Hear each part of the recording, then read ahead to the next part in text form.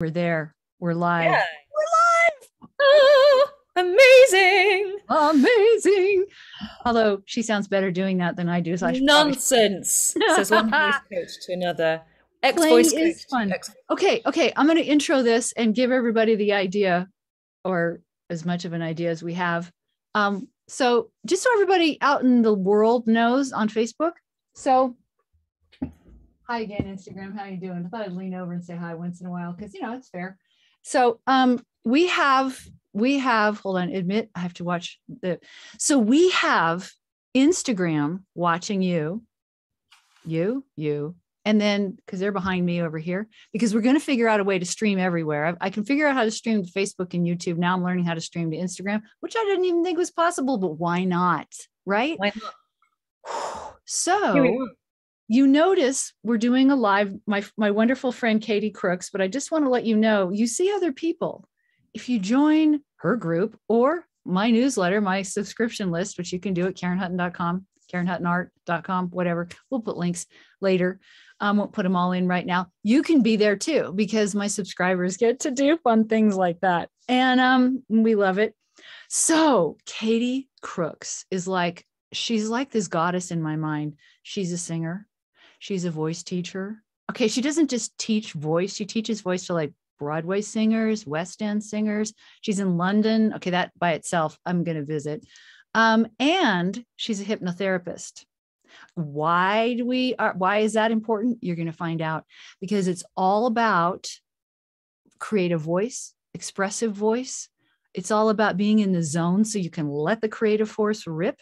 And I've said all along, and she's like, a complete expert and goddess in her own right. But I've been saying all along, this thing that I teach about artistic voice and, being all grounded and focused in your zone crosses all boundaries. And we're going to talk about why that is, why it's so important. She might even do a little hypnotherapy with me because, I have issues, and I Who might, I doesn't? might. That's what makes this fun. So, away we go, Missy. So did I miss anything? What else did I forget that you're amazing about? And I'm not asking you to toot your own horn, but toot your horn, baby. Well, where do I start? I don't know. You know what the most fun thing is that I get to run a swing. I run my own swing band, and I have to put my money where my mouth is. And I have to do the thing that I'm telling my clients to do, whether they're my singing clients or my speaking clients or my hypnotherapy clients who are Yep. working on being seen and being visible in the world. I have to put myself up on stage, whether I'm feeling happy about how I look or unhappy about how I look, whether I'm feeling comfortable or confident. I have to put myself out there, and that has forced me to really, really deal with my own shit. Yeah, So I the swear. expert. I love that about her. Yeah, ditto, ditto. And the thing of it is, this is where, like, when I first proposed this idea to you, and I think we should do it more than once, but when I first proposed this idea to you, you were like, photography? And then I started saying, no, you have to understand that photographers, it's such a mind game, and it's so quantum in the sense of imprinting, who you are and your voice and what you have to say and the feeling and all that stuff that makes your work you. It's a very quantum thing because we work with light and time. And Yeah, in voice, it's very similar. So then I'm just yeah. letting you guys know, then we started comparing notes going, it's the same Wow. thing. It's And the I'm same like, thing. But getting the the you're giving me tingles already because you've just made me realize I've just had that moment that with visual uh-huh. stuff, you're it's well, you're working with light and you're working with time, but you capture forever that moment. When we sing, that moment happens, then it's gone. Except the same thing happens, which is the frequency of it resonates out and touches the hearts and soul of people. And that's where the forever point is. Exactly. That doesn't go. That remains. And that is Ah, ultimately the gift that we're giving everyone as artists. That's our freaking job. exactly. Exactly. However your expression in the world it comes out, that's our job. Yep. Yeah. Yep. Totally. Okay, we're done. All right. See you later. That's Bye. it. Have a nice evening. Have a nice weekend. Yeah. Don't wave goodbye, Mark. I see you waving goodbye, and there'll be none of that. You're staying. I know you're kidding because I said wave, but oh my God, settling in. I've been so excited about this, but some of the text sometimes is just like, But now we're here. we're here. We're here. So yeah, so it's really profound, this whole thing. And so like I was a voice coach in television and in the television news industry. I never taught singing. I mean, I sang, but I wasn't really, it wasn't about singing. It was always the speaking voice. And it was always about somewhat on stage, but mostly in the electronic media, which is similar but different. It has its own, let's say it has its own handshake or its own peculiarities. So that was where I did mine. But the point is, a voice is a voice is a voice. And so now that we have quantum physics to explain a lot of the why, it's really, it's like free reign to be as woo-woo as we want to. So I want you to talk to them a little bit about your hypnotherapy, because this is a natural progression. And those of you who know me well enough and who are actually about to take my artist voice online, I've been going on and on about how the first part is all this. I'm just blanketing it with inner game, but it's all this stuff about finding a way to get into your still point, because that's where you can access the creative force. That's where you're like, just like with a voice, if the instrument itself is released enough to allow that natural orchestra to come through unobstructed, it's the same thing on the inside when you're trying to let go of and all this stuff in your brain and preconceptions, past, future. We can only create in the present. Yes. So finding what your best way is of being in the present and accessing it and letting it rip is also part of the job. Yeah. And you know what's beautiful about everything you've just said is that the subconscious mind or unconscious mind, the language of your unconscious is metaphor and analogy, imagery, textures, feelings, colors, senses, smells, tastes.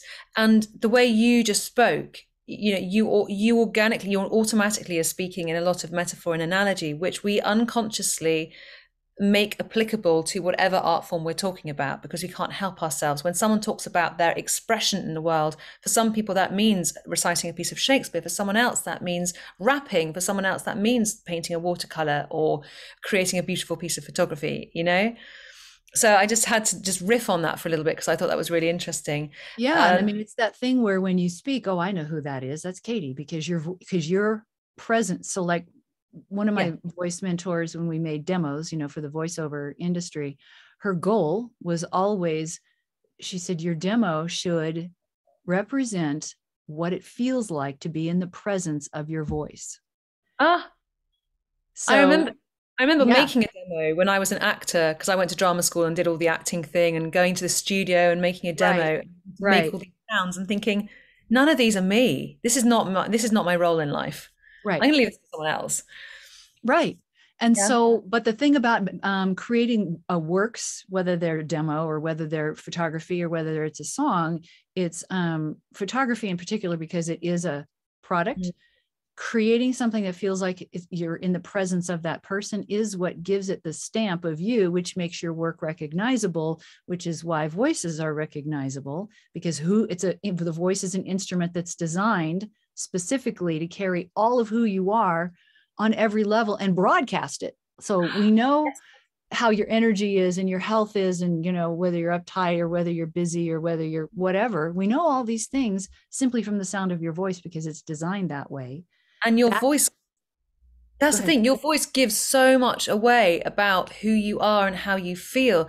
And I realized, I've been teaching singing for about 20 years and spoken voice I've taught for about, at a guess, 10 years. And in all of that time, I became fascinated in the integration between both those practices. But then I became more fascinated by the integration of our inner self, the emotional journey, that work with voice work, because I talk about integration, you can't really separate them. The inner world comes out through voice. And I always say, they say that the way I see it is whatever we're feeling internally, whatever we're feeling in ourselves, when we release that through sound waves out of our body, Right. that is getting out of us the thing we have to share through sound waves. And the vocal folds, the vocal instrument responds to how we're feeling, which changes the quality of the sound waves. And I don't know if you've ever been in a theatre. I certainly have. In fact, I could almost tear up thinking about it now because it was so powerful. I saw Cynthia Erivo in The Colour Purple at the Meniere Chocolate Factory in London. And she, oh my goodness, the whole show was a masterclass in acting through song. There was a moment on that stage when, and you're so collected, it's in the round, in the thrust, which you're pretty much nearly around the whole stage. It was so earthy and so grounded, and she was so connected to her technique and her emotions beautifully integrated.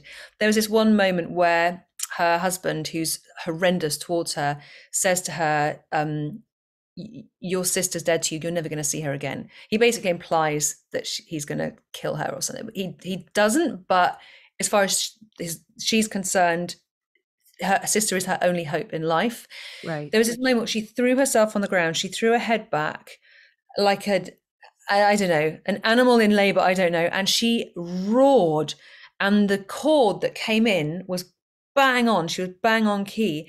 And it sent, now I understand scientifically, they call this a parasympathetic response. Your nervous system responds to that sound wave. And I was physically heaving. I was sobbing. I could not help myself because I was having this emotional response to the sound waves that she was producing because of the context of the whole show and the story that I was so invested in, but also because the sound she was making was so raw and so ugly and yet so beautiful at the same time. It was so messy and so passionate, and it was an emotional release. Right. And when we're teaching voice, I always talk about a release of sound rather than pushing or squeezing or engaging the support muscles. I talk about releasing voice from your body. Right. And when we're feeling a certain emotion, I could talk about this for days. When we're feeling a certain emotion, our vocal mechanism responds to that emotion. So if we're feeling, for example, like we want to cry, then our thyroid cartilage tilts into that position. So the vocal folds do this, they stretch, they make a higher tone, and they thin down. So that my sound goes into this, oh no, I'm crying, and it's singing, it's basically singing. That's why certain vocal practices like, or vocal models like Estelle call it cry quality versus speech quality, which I'm in now.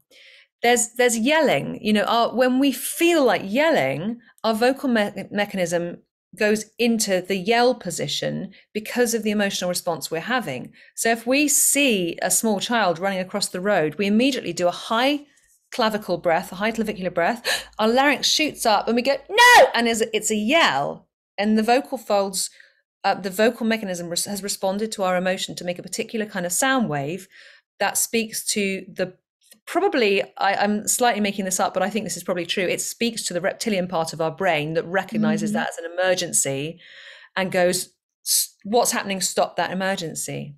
Do you know there's a breath thing? This is one of the things I learned is that, and I'm going to tie this back into this applies across the board to photography, to the zone you need to be in, and the physical prep, why I do the whole inner game thing and what that's all about. This is like the greatest primer ever for it. And we will get into hypnotherapy because this is a natural offshoot. But you just reminded me that there is a thing that the body does, and you could probably explain it scientifically. I can't, but I know that in like, for instance, I don't know how to describe it except by scenarios. I'm a scenario person. So like if a big monster jumped in the window and I were to go, like I'd go into the mode, right? And I wouldn't necessarily be singing, but I would have to, you go into this heightened state and your breath goes into a shallower place. But what happens is your eyes almost open up, everything slows down, and it allows your breath slows down. Your breath may come in high, but you actually stop breathing for a second. And what happens in the brain is it allows the brain to go, all right, what are my options? Where's the door? What's he doing? Where do I got to go? Even though you may be panicking, which if it's bad enough could override that. But that's the body's natural response to heightened sense of danger that happens all of a sudden, which is nice if you can have that opening without having a big ugly monster jump in the window. Well, yeah, exactly. Yeah. Exactly. And I think that's what we do when I was teaching acting, voice for actors, we would recreate these heightened states in a safe atmosphere where they could explore their voices. Mm-hmm. And that was excellent fun. And actually this brings up for me a moment, and I used this in a voice class because it was so fresh in my mind. I had quite a terrifying experience a few years ago. I was staying at a friend's house in London because I live too far away, and it was one of those all-night swing dance events that I was at. So I got back to his house at 6 a.m, went to bed. He runs it as like an Airbnb, so he's never there. I mean, never, just not there. So he told me where the key was. Anyway, the next morning. Let me know the next time you go. I'll meet you there. No problem. Yes. Yeah. Well, I don't know. I don't think I'm ever going to go back to this house ever again after what happened. So the next morning, I went to the bathroom. For some reason, I locked the door. Lord knows why. No one else was going to come or go, and I couldn't get out. I was locked in, and it was internal, a flat inside a Victorian conversion where there were no windows in the bathroom. It was in the middle of the house. No one could hear me, and I was the door probably pulled in, so you couldn't just smash through it. There was nothing I could smash through. The door was. I tried everything. I was yelling. There was a little grill on the thing. I was yelling on the wall, yelling through it. It's a good to my. I mean, I've got some pipes. I yelled solidly for a full hour, and the geek in me the whole time. There was a part of my brain saying, "Anchor your back muscles and align your neck so you can hit the right frequency." So that you can hit those overtones so the sound carries. And I was doing all of this while banging on the bathroom door for a full hour. God. Eventually someone heard the banging.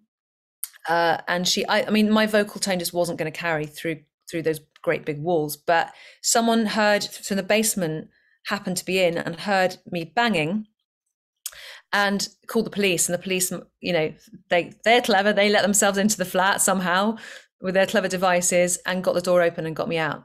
I was in there for 2 hours. I used that experience in that week's voice class. And I had them all again facing a wall and banging. Imagine, I told them the story. And when you tell a story, the subconscious mind goes there.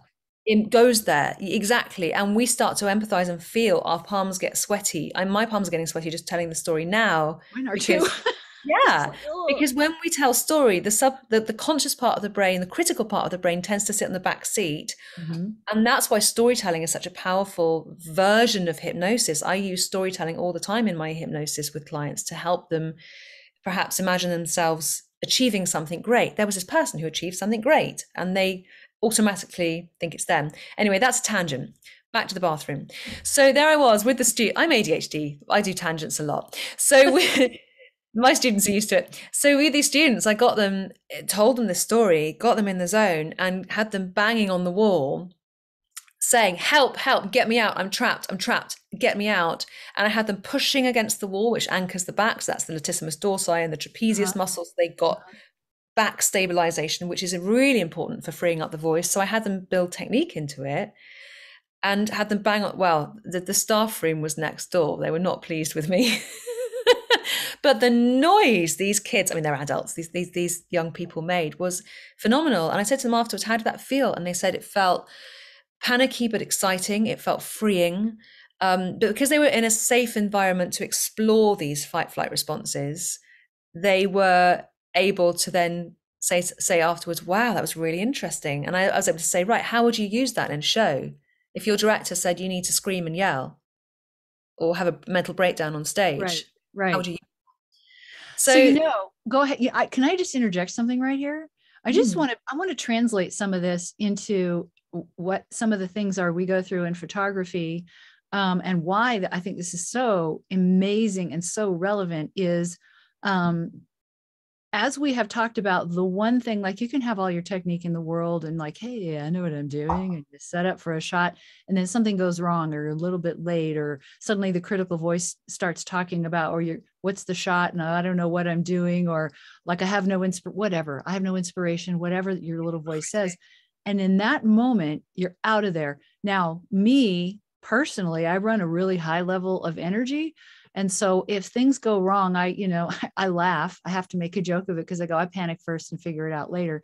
And I always figure it out, but I go into this thing right away. And there have been times live that's happened. Well, you can't really do that live. So I do find myself going back. I don't think about, I'm going to go back to my voice training, but I do find myself, it's in your muscle memory. Yeah, it is in your muscle memory. And that's why I always say you just have to inundate yourself with the training in the beginning, which is what I do in my artist voice training, so that it's there, so that, like Mark, you're getting ready to go on a rafting trip. There may be moments you want to do a thing and there's, oh my God, a lot going on. If you learn how to do this thing, you can slow it all down and still, have all the responses you need, whether it's tackling the river, holding your camera, whatever it is, it applies. It's the same thing. So my photographers get sick of hearing me talk about it ad nauseum. And half the time I don't think they believe me, but so that's why I dragged you in here, because I'm like, the rest of the world knows this except you.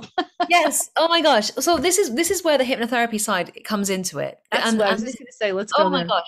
This is where it's so relevant to everything you've just said. So when we're in, the brainwave states, and here we are talking about waves again, right? The brainwave states you have, there is gamma, admittedly, which I'm not going to talk about today. Somebody just asked if you still lock the door. Oh, that's funny. No, but I keep a screwdriver in my bathroom. Oh my God. See? And then Douglas just he says locked in the bathroom. He goes, everybody responds differently. I would be looking for a tool. Right. And so everybody, what I did. It was nothing. Yeah.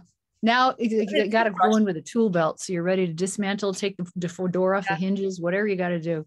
I was there thinking, well, at least I've got running water so I can drink water. I took a shower because I thought, well, I'm here. I might as well have a shower. It's going to calm you down. Water puts your brain. Actually, that's what I was going to get on to say. Yeah. So water, when you're in a shower, it can be very, very calming. It takes your brain out of that panic mode into a much more closer to alpha or theta brainwaves. So when you're in conscious, aware, awakened state, then you're in beta. Now, there are arguments these days that all forms of brain state are some kind of hypnosis, some kind of trance, because when we're concentrating, we're in trance. But basically, the official thing goes that beta brainwaves, conscious, awake awareness, alpha brainwaves is when you start to drop into that light daydreamy state, when you just glaze over. And some people, just by me talking about that, often find themselves just glazing off. I do quite easily. As you go deeper, you start going into theta brainwaves. The brainwaves slow. I couldn't tell you which hertz. I can't remember the actual numbers off the top of my head. But when we go deeper into theta, that's not sleep. Sleep is delta. But when you're in that sort of wedge between the awake and sleep, alpha through to theta, that's where hypnosis happens. That's when you're in trance or hypnosis. Now, that mind state, that brainwave state, or those states, are states that we slip into all the time when you're in the moment. When I'm playing the piano, this is a piano, my grand piano. When I'm playing the piano, I'm in theta. I've been concentrating so hard that I've dribbled on my lap when I've played the piano, because I've done that processing photos. Yes. Yeah, exactly. I'm just like, oh wow, glad nobody's here. Here we are, because you're so in the moment. It's a deeply focused state. It's not that you're just anywhere like Hollywood pretend or stage hypnosis pretends hypnosis is. You're actually in a highly focused state where you're in the zone, and it's as if nothing else really exists. It does, but it's kind of on the back seat. And in that brainwave state, in hypnosis, I'll call it hypnosis, but it's basically deep focus. That state, your conscious part, the conscious part of your brain, the critical part of your brain, that's rubbish, that's not going to work. The weasels, as my friend calls them. I love that. He's a jazz pianist, and he always used to call them the weasels back when. My husband's a jazz bassist, so we definitely. Amazing. Love the jazz. So, but those weasels, that self-talk, that blah blah blah, is just somewhere in the background, not just it's never disappeared completely. It's always there, keeping an eye on things, making sure that everything's fine, but it's just on the back seat. It's just not around. And what happens then is the subconscious is open to, well, you've got access to it, but also it's open to suggestion. Now, your subconscious mind is never open to suggestions that you don't want.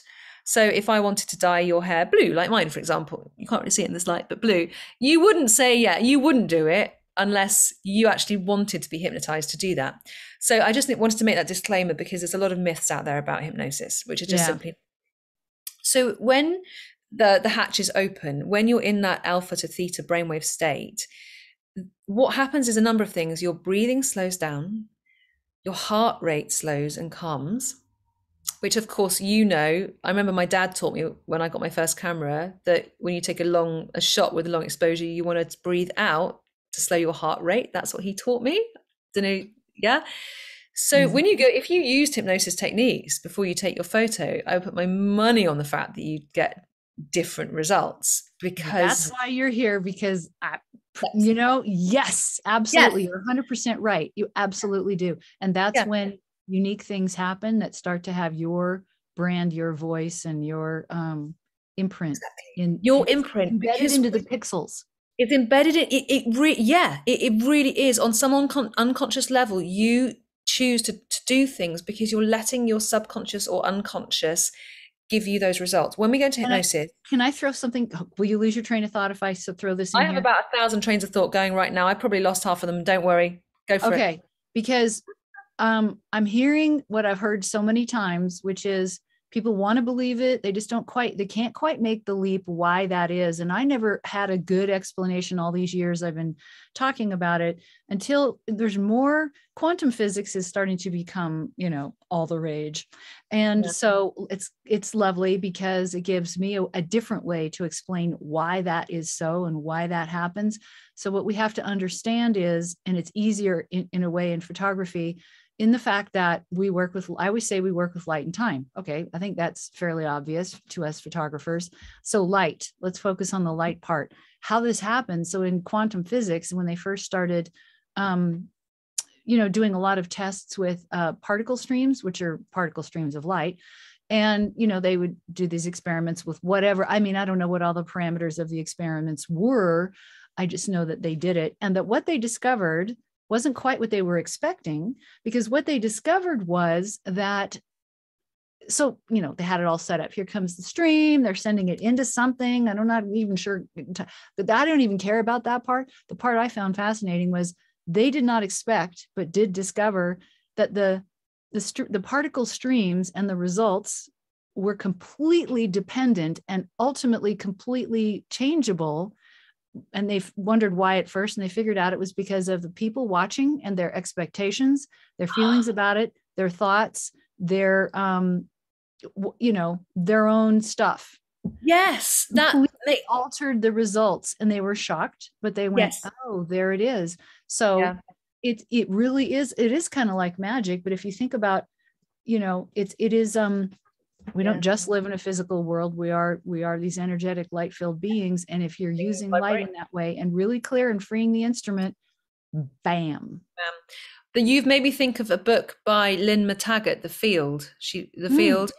And she talks about, she's an investigative journalist, and she interviews all those scientists who have wanted to, basically were trying to work out why this weird, wacky stuff was happening with their experiments that just didn't make sense in terms of Newtonian science. Yeah. And they wanted to understand more. And so they started to do these experiments, had these findings, were ostracized or laughed at by the conventional scientific world, and have ended up continuing their experiments, but on the peripheral. And she's interviewed all these people. And these are proper scientists. They're not wacky or woo-woo. They are simply inquiring, okay, why is this weird thing happening? And they were doing experiments very, very similar to the one you've just described to me, where things like people's thoughts were influencing what was going on under the microscope. And they were saying, well, exactly. What actually is going on here? Because clearly something's happening. I want to know what. So yeah, The Field by Lynn McTaggart was very interesting. I'm going to look at that. Very interesting. Yeah, there's so many threads of things that I want to that we can talk about. But something I want to bring up is this idea, the weasels, the self-talk, when you're in that relaxed state, when you've dropped out of that beta into alpha or theta, that self-talk shuts up. And what happens then is your subconscious or unconscious, that part of your brain houses your memory, your problem solving abilities, basically the parts of you that are tapped into something bigger than us. Those parts are accessible to you.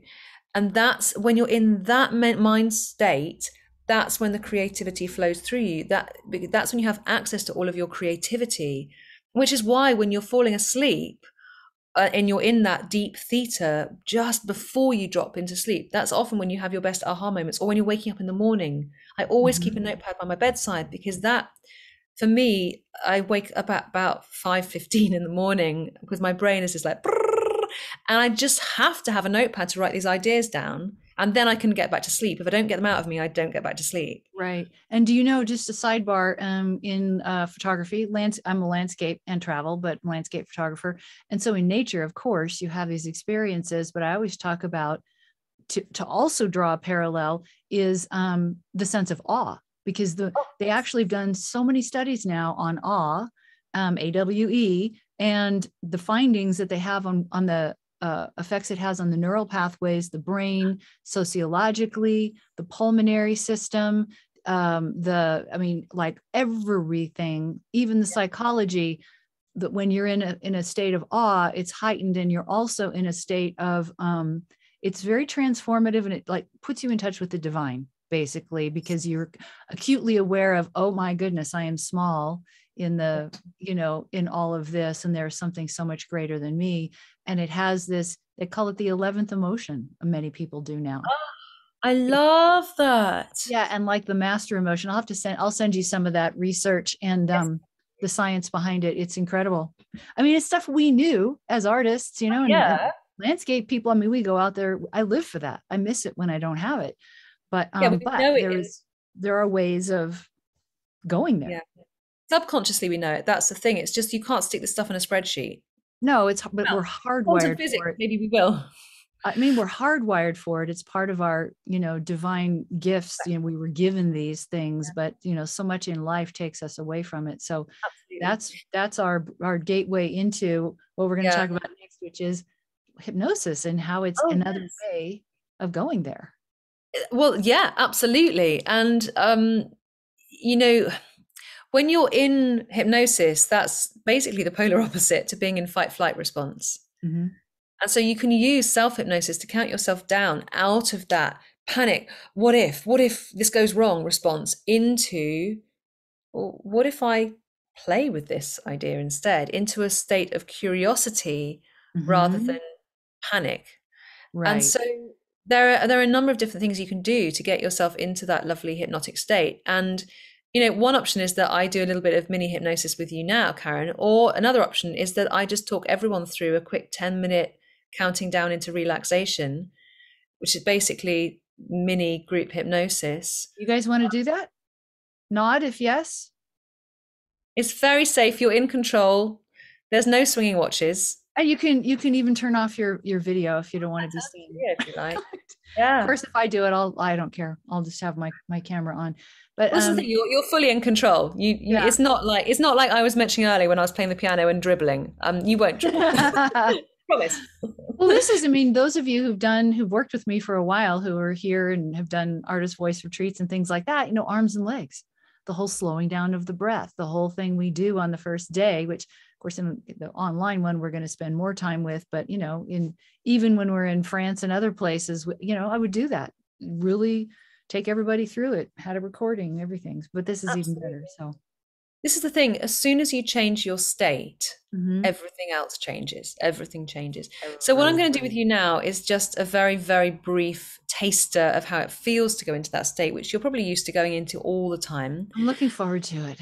And I'm not going to do long, because if I do a longer session, then there's a lot more to it. There's certain language patterns that I use to make certain suggestions about your growing in confidence or whatever else it is you want.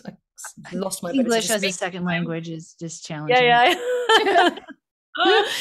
I love that. But if we're going to dive in and do a really short Do it. relaxation taster, Yeah. how about you write in the chat box a word of a state that you would like to have, that you would like to feel. For example, you want to feel lighter, you want to feel free, you want to feel more confident or creative or in state.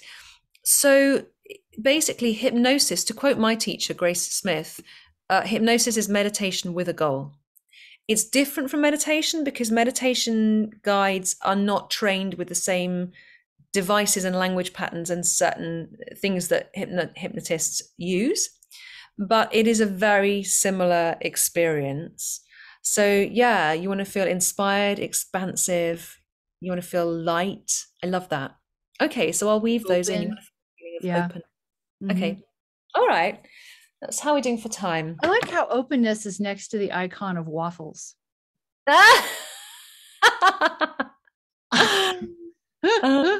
Open That's mouth. in the chat. That's kind of an Get inside. in there. Yeah. Get in there. Okay, so, and again, yeah, we'll just make it short and sweet. What time do we have to finish today? Oh, I usually try to finish on the hour. I try to go for an hour, but we can All go a right. little over because we started a little late. So I have a client at past, but that's yeah, we don't. fine. Yeah, I usually try to keep it to a total of an hour. But if we go a little over, that's fine. Maybe five minutes. Let's see. Yeah. I'll keep an eye on the clock. All Yeah. right. So go ahead, get lovely and comfortable. Yeah. Take a nice deep letting go breath, just like that. And look at the ceiling. Keep your chin down. So with your eyes looking up and your chin down, that starts to tire your eyelids a little. So that sends a lovely message to your brain that you're ready to relax now. Perhaps you might feel a little bit sleepy. And you can try and keep your eyes open, and you may find the harder you try, the more they want to close down. So you may notice them closing and opening a couple of times. When you're ready, go ahead and let your eyes close all the way down. That's right. Good. And now imagine a color you love forming at the top of your head. So imagine it's a color that you associate with feeling inspired or expansive, light or open or calm. The state that you want to feel right now, whatever your color is perfect for you. Now go ahead and say your perfect color either out loud or silently in your mind now. That's right. And imagine your beautiful color pouring in through the top of your head, as if those clear, powerful, beautiful light waves are traveling through every cell in your brain, cleansing the peaks and valleys of your brain, traveling down through your throat, through your voice, through your heart, all the way down through your torso, your hips, your legs, and out through the bottoms of your feet, way down into the center of the earth. Because the more that you imagine your color is cleaning you and cleansing you, the more you can relax now. So I want you to imagine your color is pouring through you all the way down, as if your color is taking you deeper and deeper now. And just imagine that you can drift or float on a beautiful journey deep inside your mind. And it's as if you can feel so safe that you can drift, and you may notice that your mind may wander. And yet your unconscious mind can focus on every word that I say, even while your conscious mind drifts and floats. I'm going to count from 5 down to 1. When I reach 1, I want you to imagine that you are in the most beautiful place, your safe place. It's a place where you can feel calm. It's a place where you can feel open and expansive so that you can feel inspired and feel your inspiration growing. And as you travel down, deeper and deeper, as if you're traveling down a staircase or a waterfall or a rainbow, or a slide down towards your safe place. Notice how wonderful you feel as you go deeper and deeper with every number now. 5, traveling down deeper and deeper. 4, relaxing and releasing, noticing that all sounds other than the sound of my voice take you deeper and deeper.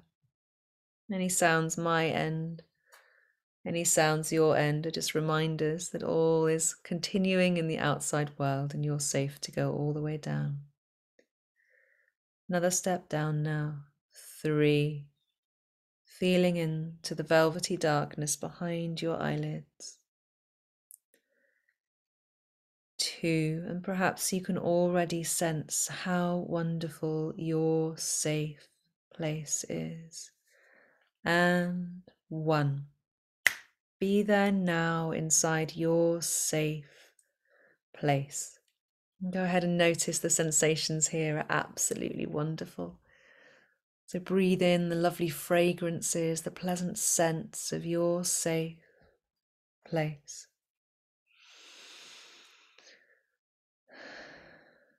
Good.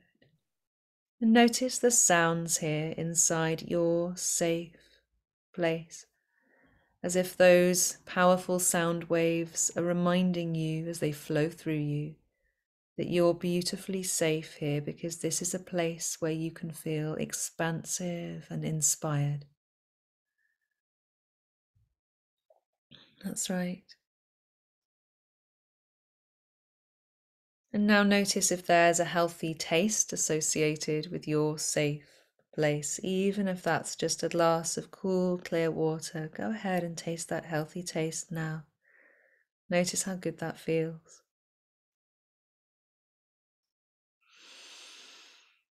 Good. Go ahead, reach out and touch something there inside your safe place, feeling its texture, its weight, its roughness or smoothness. Perhaps you can feel its temperature, as if it's reminding you that you're safe to feel calm here. That's right. Now notice the quality of the light inside your safe place. And because you're in control, you call the shots. That means you can choose to turn up the brightness of those colors, that light, or you can choose to turn it down if that feels right for you. Because everything you do here is for your highest and greatest good, which means you're safe to relax even deeper now. So you may like to find somewhere you can sit or lie down, or perhaps float if that feels right for you. So go ahead and do that now and notice how good it feels. As you drift and float deeper and deeper inside your mind, it's as if your mind is opening up so that you can have everything that's for your highest and greatest good. Good. And now imagine a situation in the future where you want to feel inspired and open, or expansive and light and so calm. Imagine that. Perhaps you can imagine it on a movie screen, cinema screen, or a storybook, or simply playing in your mind. Perhaps you may like to imagine yourself there. Whatever works for you is perfect for you. Just imagine that scene playing out exactly how you want it to go, because the more you imagine this happening, the more the neurons in your brain fire together and wire together to make this your reality. And what you believe influences how you feel, how you behave, how you breathe, how you create. So imagine your inspiration is increasing now, your openness is increasing. As you imagine that you can feel yourself feeling more and more inspired, more open, more free, more calm. I wonder if you realize that the more calm you feel, the more free you feel. The more free you feel, the more calm you can feel, because when you choose to feel calm and free, it's as if your inspiration can increase more and more so that you can feel expansive and so light. So imagine your expansive lightness flowing through your body in this moment as you imagine yourself. Notice how good that feels, and now magnify and intensify this wonderful feeling until you can feel it in every single cell of your entire body and mind. Knowing that the more you feel this, the more powerful this wonderful feeling becomes, and how you feel influences everything that you do. So the more expansive you feel, the more inspired you feel now. And the more inspired you can feel, the more creative you may start to feel. And however you want to feel right now, go ahead and create that beautiful state right now. And then magnify it and intensify it until it feels stronger and more powerful.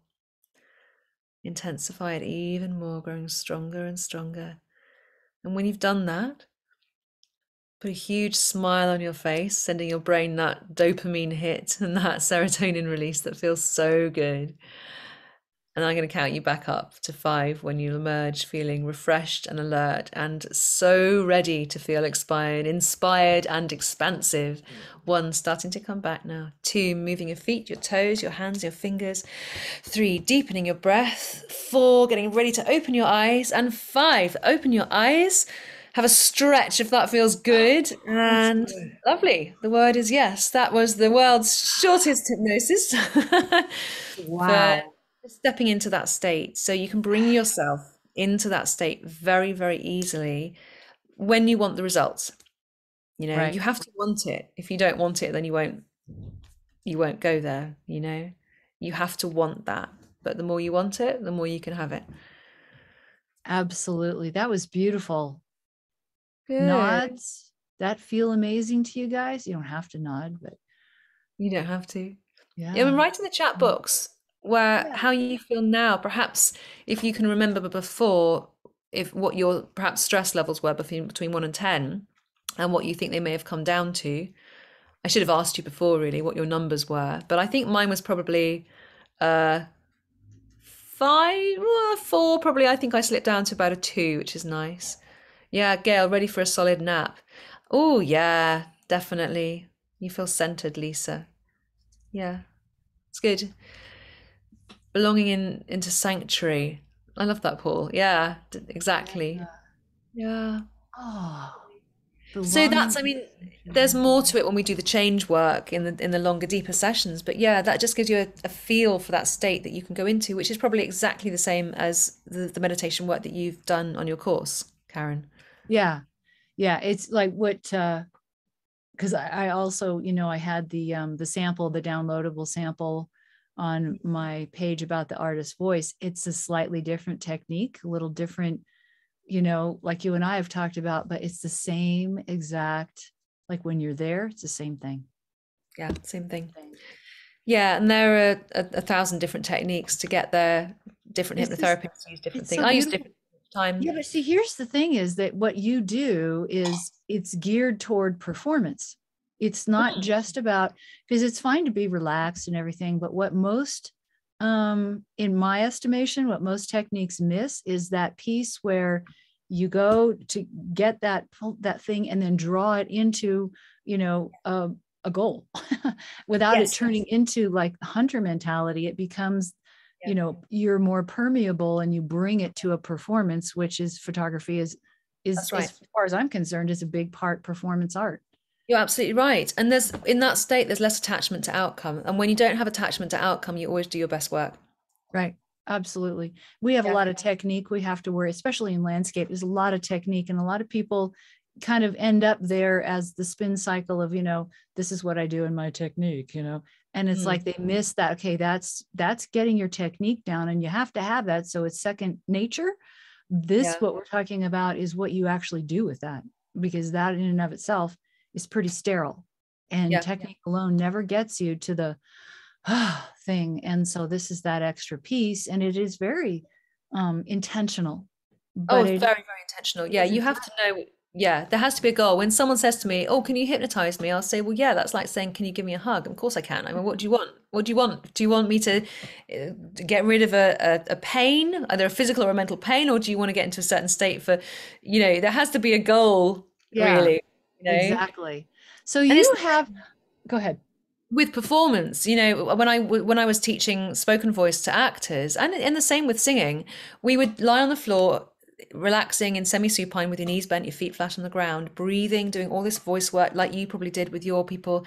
humming and marring and consonants and articulation and resonance. And then they'd roll to one side, get up, walk around the room, do the resonance and the humming and the marring, and then do their piece of text, their piece of Shakespeare or whatever it is they were working Right, on.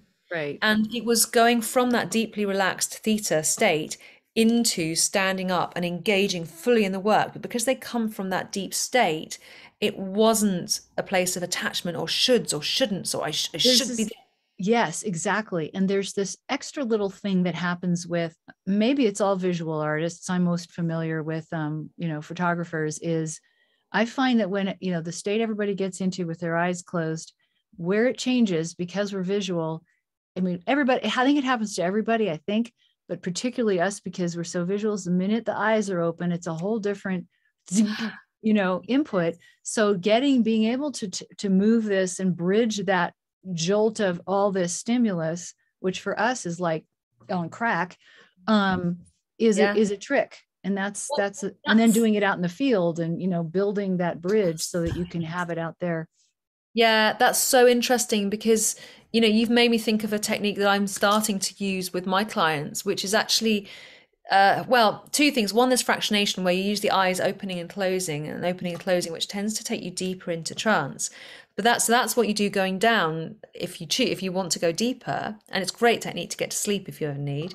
Hmm. But one of the things I'm starting to do in my own self hypnosis is to go into relaxed state, go into hypnosis, focusing on the state that I want to feel. For example, trust in the flow of what's coming to me right, or what I'm creating right now, or Mhm.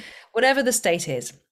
And then I'll open my eyes, but I'll focus. I'll have a soft gaze, but I'll be focusing all of my intention on continuing in that state that I'm feeling. And then I'll close my eyes again. I'll tune into that state. I'll imagine myself feeling that state. And then I'll open my eyes, look around the room, but stay in that deeply present, trusting, non-attachment state. And then I'll close my eyes and I'll practice going in and out of visual and unvisual. Yep. What's unvisual? Eyes closed. Going in and out of that state Yeah. so that I can then build that habit of being in this lovely state while I'm walking around my room. And the next stage is then to take that outside. Right. So I wonder if you can use something like this Yes, recording absolutely. when you're in Because the the field. next trigger is the next, because just opening, closing the eyes, the next trigger isn't even outside. It's now pick up your camera. Yeah. That's the next thing that jolts everybody out of it, is just Yes. this. So you just have That's to the thing. that. When your techniques in it's the same with voice technique, singing, speaking technique, or Yeah. anything. Yeah. When those techniques are in your muscle memory, you don't have to think about what settings. You just instinctively know because it's in your muscle memory. In the Right. same way that yelling safely and anchoring the body, or whatever the technique is accessible on stage. I've seen singers. Can I go off on a little tangent for a moment? Yeah, of course. So I did a concert a few years ago with a fellow artist who had played Javert in Les Miserables for a long time in the West End in London. And we did this concert. I was sat at that point on the side watching him kind of from there weren't wings, but kind of from the wings with a bunch of other singers, some of whom were my students. And we were all sitting watching him, and he sang Stars from Les Miserables, which is very, very famous. And all the old ladies in the audience were just swooning over him, which is hilarious. Yeah. And at one point, he leant into his heels, his shoulders went down, his chin went up to this degrees, his arms went out, and he let out the money note. And it was like clockwork. And I knew exactly what he was doing. His weight distribution was changing, which muscles he was engaging in his body so that the voice could be supported. Opening the vocal tract changes the position of the tube so that the sound waves hit the right overtones, the formants, so they fly. The body, everything he did was as a technique. And I turned to the student next to me and I said something like, classic technique, classic belting technique. He's going for the money note, and he let out the money note. I teach at Guildford School of Acting one day a week, GSA, and I taught at a different drama school in London, another pro drama school, and I said to this student, do this thing, this, head up, sing to Deirdre at the back row of the dress circle, etc., etc. And he went, oh, what, you mean the GSA lean back? And I said, oh, yeah. He said, yeah, they all do. That's what we call it here, the GSA, because all the GSA trained singers do that. The point I'm making, in a slightly convoluted way, is that it's so ingrained, that technique, because you're doing it 8 shows a week for a 12-month contract, Right. that you don't have to think about the right positioning to get those sound waves to fly in exactly the right way to hit that person's what's the word, amygdala, is that the right part of the brain that makes them have that emotional response? Yeah, I can't think of the word either, but I know exactly what you're saying, and it's, yeah, I get it. So you're putting the settings in place so that the waves reach the audience's body, or in terms of photography, eyes, but they have the emotional response in the same way. Exactly. And the thing is, what's the word? There's I don't know, some of the more practical, empirical evidence of the way also this works is, so, I've taught this mostly because, my online thing is just getting ready to happen. I've mostly taught this in photo retreats in Europe and the US. And so here we are, in France, in some little village, but we've been doing this every day. Before we go out, we go through this practice, we walk out the door in this state as much as possible. And everybody wants to have some really cool thing happen, so that everybody wanted to have their experience be unique and be able to, tell a unique story, because we talk about story a lot, and to have wonderful things happen. So, the first day it's cool, but the second day, a couple things happen. And then pretty soon, by the end of the second day into the third day, all of a sudden, the craziest, most wonderful, like, how in the world were we here just now when that thing happened that made the whole thing so unique? My own, and it was amazing. They're like, are you making this happen? And I'm like, no, you are. It's the intent with which we do this every day. And I did the same thing in on a trip of my own to Paris one time. I wanted to shoot the Paris Opera House, but everybody in photography shoots the Paris Opera House, and there's like this classic shot of the main theater, I guess, because it's really ornate and really beautiful. And I was like, all right, I'll go get my money shot there. Well, I get there. I had that morning spent some time in my, I called it praying. I was just like, this is what I want to have for today. The whole thing. Setting your intentions. My intention. So I'm wandering through, and I go to the theater. It's closed for rehearsal, so I can't get in at all. So I'm like, okay. So I go walking into, what is the big grand hall? What is the name of that? It's long and it's big and beautiful, and it's usually everything's kind of dark. I shoot at a really high ISO. I go in there. They were shooting. They were filming. So it was lit. The windows were treated perfectly. My lighting was perfect, and I was a dancer for a while at part of my figure skating world, and they were filming. I don't know exactly what it was. Dancers. Rehearsing, and they let us go in and photograph until they decided to start filming for real. They were, setting up and rehearsing. I find that all more interesting than anything. So I got a classic Paris Opera House, full on in this gorgeous hall, lit, so I didn't have to fake it, and I didn't have to crank the ISO up so high. Dancers. And I'm like, thank you. It really is. I mean, it just, you can't. That's why whenever I do retreats, I say I can't promise what's going to happen. I can just promise you that things will happen. Yeah, something mysterious happens when you set your intentions and then you let go of attachment to outcome. So it's got to include this piece, otherwise, it all gets stuck up in here. So I know you have to go, so I want you to tell people where to find you. Yes. and then I'll share things where to find me, and it'll be awesome. So Amazing. So, well, I have a lovely Facebook group called Fearless Performance Hypnosis.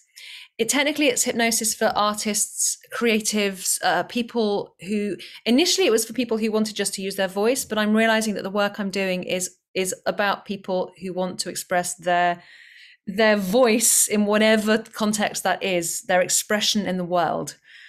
People wanting to be seen and being heard. So it's I call it performance hypnosis, but it's hypnosis for anyone who wants to be seen and be heard. That was long-winded. Fearless Performance Hypnosis is my group. My website is, if you just look up katiecrooks.com, KatieCrooks, like crooks and robbers, then I'm going to put it into the chat box. Katie. And you have, and I'll update when I finish the post after the live. I'll update everybody on where to find who and where.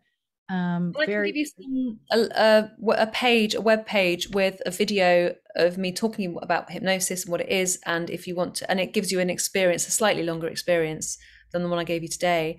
And then if you want to get in touch, there's the option to book a call if you want to work together. You know? Yeah, and you also have two things. That's a special link, though, isn't it? Or is that through? Well, I can give you that link, and you can share it if you like. Okay. Yeah, I actually have it. Oh, you have it? Of course you do. Yes. Oh my gosh. And there's my Instagram, which is Hypno Voice Coach. I'm thinking of changing it just to Hypno Voice, though. I don't know. We'll see. Anyway, for now, it's Hypno Voice Coach. Oh, thanks, Cameron. Yeah, good job. Cameron's close to you, Scotland. What was I going to say? I was also going to say you have on your website you can buy little for different things, yes, right? there are recordings. Yeah, that's right. So and again, that's evolving as it is, but if you want to buy a recording, a stress relief or a trust your voice, and subconscious mind fills in the blanks. Right. So if I say trust your voice, you may instinctively interpret voice as my creative voice. It's simply how our brain is wired. We are, all of us, egocentric. When someone tells a story, we can't help but empathize and make it about ourselves on some level. So that's why hypnosis is so powerful in group hypnosis and recordings, because you instinctively make it applicable to you. Exactly. If you choose to do so. So a lot of those recordings, and feel free to email me, message me if you don't know which one to pick. Just drop me a Facebook message and I can guide you in the right direction. Absolutely. And just stay in touch, stay in her sphere. You'll just be the better person for it. And then for those of you who are watching this and don't know me, I'm Karen Hutton, Katie Crooks. You can find me at KarenHutton.com, KarenHuttonArt.com. And I am about to kick off the Artist's Voice 6-week retreat. Starts April 11th. And you can, DM me if you want to hear a little bit more about that. And we start off with a process much like this. And then what happens through the 6 weeks is then we, like a layer cake, build it into your photography, into, establishing your artistic voice in whatever way. It might be a new way than what you're used to, but so that you're bringing this thing into your work in an indisputable way that absolutely makes your voice imprintable into the pixels of your camera. This is what a lot of people are struggling with, is how to get out of a creative slump. We don't have creative slumps because who has time when you work this way? It's like, I don't know. When was the last time you had a creative slump? And I'm like, when I was 11 and my mother yelled at me about, don't ever tell me you're bored. It was the last time I had a creative slump. We have a horse ranch. If you're bored, you're not my daughter. I'm like, okay, I'm not bored. Never was again. And this really helps. So there's no such thing as a creative slump when you work this way. And if you're looking to, I hear it all. So to make this whole aspect of your photography reliable, predictable, consistent, delightful, this piece in photography in particular, which is largely gets to be a technical sport, and it really isn't. This piece is what begins the change. And then the artist voice is about actually implementing it. So thanks for putting all those in this chat, Cameron. I don't know if I'm going to be able to put all those in Facebook. I have a link tree on both Instagram and Facebook. You can check it all out right there in my main description. So that is my story. That is Katie's story. There's a chance we could do something like this again at some point. She's really busy, but this is good stuff. And we could talk. I could talk for England. Well, we could listen to you talk all day for that matter. I mean, I could, you're doing, sure, that's a lot of talking. Like, this is, I could have listened to you all day in that meditation. So thank you, everyone. Instagram, stay where you are. I'm going to talk to you guys after we end the Facebook Live. And I'm going to say then, unless nobody else has any questions here, I'm not seeing any over here, which is fine. You guys, I freaking love that you joined us. And if you guys like this, I think I'm going to make it a thing that that you can join in. And you're welcome, Lisa. Oh, this was so wonderful. And I know I muted all of you. I've on the odd occasion, even in a private thing like this, had the really odd person jump in here, and I'm like, whoa, if we're broadcasting live, I don't want any of that happening. So thank you all for being here. I love seeing your faces. Oh my goodness. Balm to the soul. And I'll be chatting with y'all soon.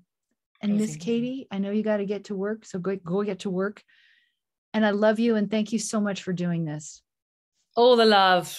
You're the best. You're the best. I'll see you soon. I'm going to dash. I will see you soon. All right. Bye, love. Bye.